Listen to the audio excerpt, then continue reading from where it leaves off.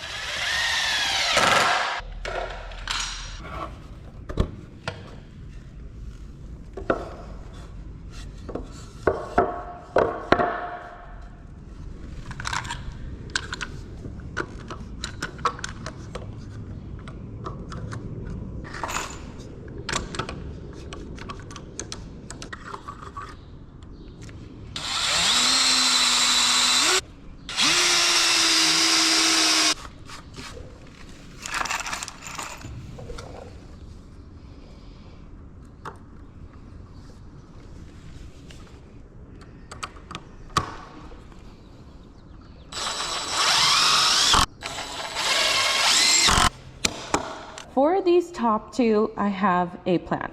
So I was originally doing, whenever I would get these, I would put these either diagonal, right? It would either be here and here or here and here.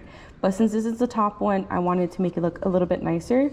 So what I'm gonna do is some measurements so that way my 2 screws end up horizontal, which aligns with the little piece. So I basically want the lines to follow this. Now this is all purely aesthetic at this point.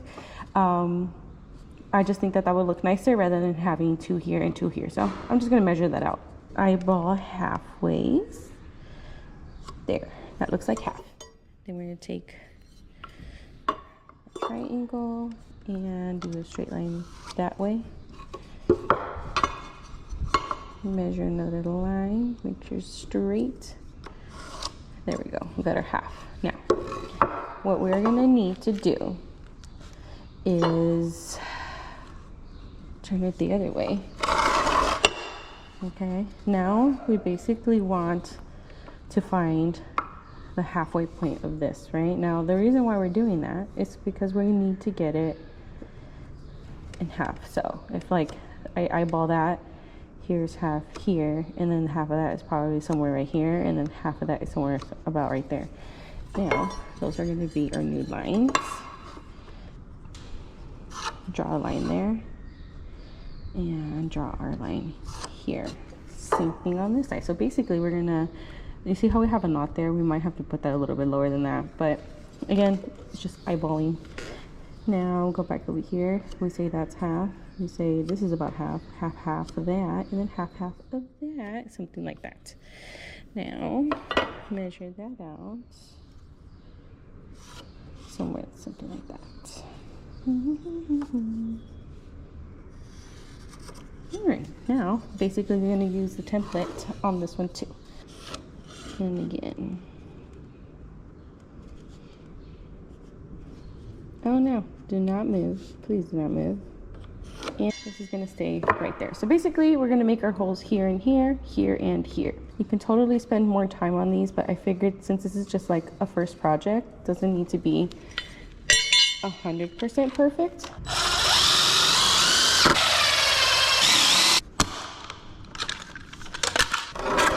And there we go. How nice is that? Oh my goodness. Also, my favorite POV is this. That is so satisfying. The wool crypts are all made, and now it is the part that I've been dreading this entire video, and that is figuring out how am I going to lift the hellcat up high enough without dropping her so I can slip the wool crypts underneath, because it does have a lower profile and I am very nervous that this is gonna fall over, even just trying to lift it up with the jacks and possibly putting them on the stands just to put the wool crypts underneath. So fingers crossed that that goes well, because I will be very sad and I will cry. So I ran into a problem. This jack does not go high enough, so I can't actually put the wool crypt underneath. So what I'm gonna have to do is use the jack stands, which was something I was fearing. And the other side though, so this Daytona jack actually worked out. It goes high enough and I was able to put the wool crypt underneath it, except for the other side. So what I'm gonna need to do is put the hellcat on the jack stands, use this red Daytona jack, and use it on the other side. And hopefully this works out, because I have it currently. That's where I have the stands on both sides. Well, the good thing is that I think that should be more than enough space for me under here. I'm nervous. I'm so nervous. So I made the executive decision to go to Harbor Freight literally 15 minutes before they close, so that way I can get a matching jack. Now, I did have to go to 2 of them because one of them didn't have it, but they told me that the second closest store does have another one. So I think it was a perfect excuse to get another red jack. So I figured, you know what, it's gonna be worth it because I can use it on the other cars, but now I have 2 matching ones, and now it means that jacking up the back is gonna be a whole lot easier. So let me open this up real quick.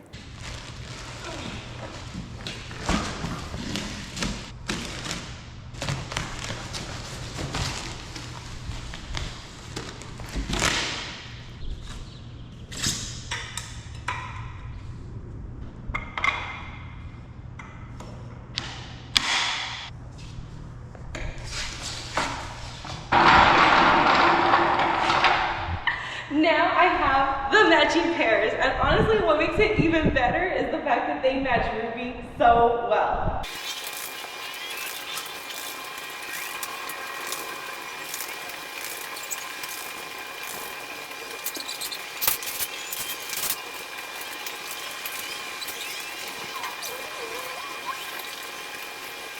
I thought that this was high enough, but apparently I'm missing it by literally a hair. I can't even,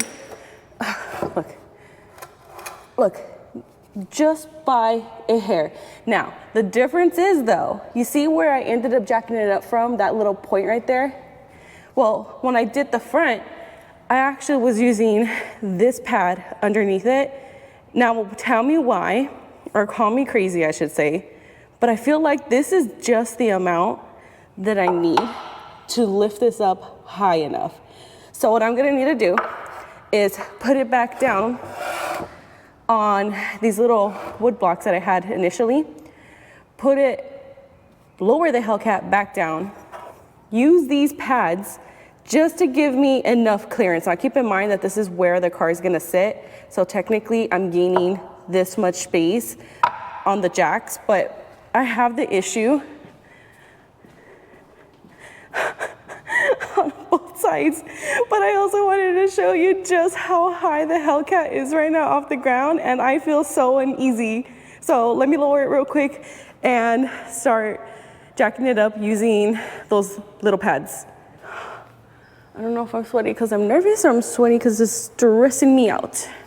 That didn't work out either. It's still missing it by a hair, and you can see I used the little orange pad and that still didn't work out, so I need to go to plan C. I cut a spare of 2x4 and literally just used that for extra height, and that was just enough to finally lift up the hellcat. I could have bought wheel clips instead of making them on my own, but then that would have been more expensive, and regardless of the fact that I spent money on buying a new jack, a saw, and some extra jack stands, it still would have been more expensive if I would have bought wheel clips, and then they will only work basically for the hellcat. So I figured, you know what, if I'm gonna spend money, might as well buy other things that I can use for other projects rather than just putting all my money inside something that I can only dedicate to the hellcat, I guess, in a way, or more budget friendly to buy these other items, in addition to just the wood and the screws that I needed for these wheel clips. But I think it turned out amazing. Now, what I do want to do later